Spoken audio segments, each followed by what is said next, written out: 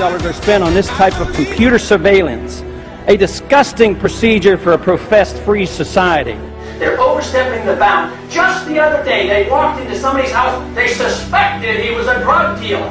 He was using his automatic selector, and then police marched in, and they said it looked like a gun after they killed the man.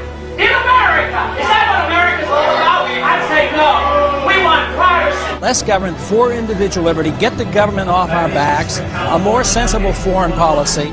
I'm very disappointed that so far in this Congress we have not yet seen any sincere effort to cut any spending. There's something wrong here that could and should be adjusted with decreased spending, not raising taxes, and not further robbing the Social Security Trust Fund. The more we threaten, the more we intimidate, the more we want to bomb people, the more we're leading into another fiasco like Vietnam. We trade with Vietnam now. That's a much better way than trying to impose our will on Vietnam by going over there and dropping bombs. So I would say that this just points out again that we have a very, very poor foreign policy in the Middle East. I wish the Congress would address the unconstitutionality of presidents waging war. That, to me, is a lot more serious than Monica Lewinsky, let me tell you.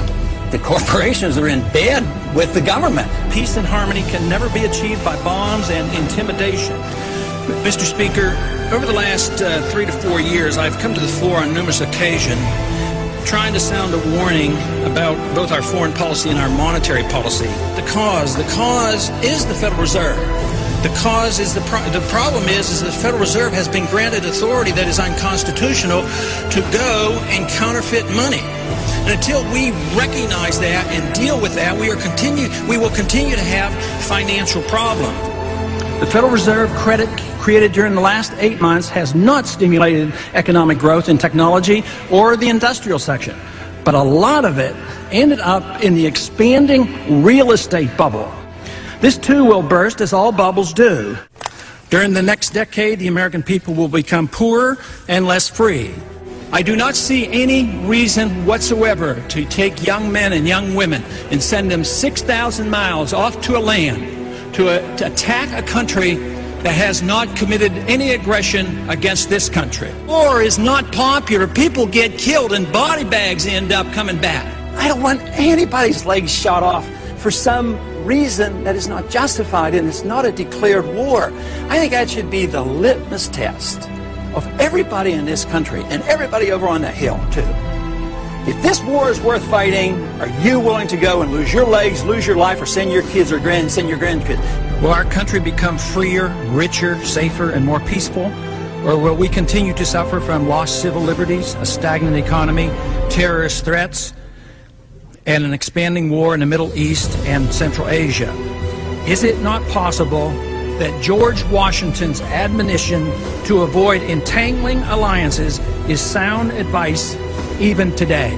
Both candidates supported the war in Iraq and the continuation of it. Both supported the Patriot Act and its controversial attack on personal privacy. The true patriot will repeal the Patriot Act, is what they will do. Both candidates supported increased spending in almost all categories. I'm the most conservative member here. I have voted, against more spending and wasting government than anybody else. Freedom, prosperity, and peace. Just come home. We just marched in. We have allowed our nation to be overtaxed and overregulated and overrun by bureaucrats. The founders would be ashamed of us for what we're putting up with.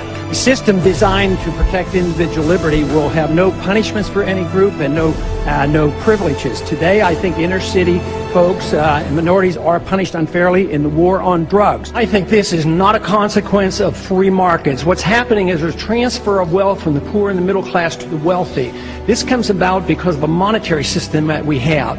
When you inflate a currency or destroy a currency, the middle class gets wiped out. So the people who get to use the money first, which is created by the Federal Reserve System, benefit.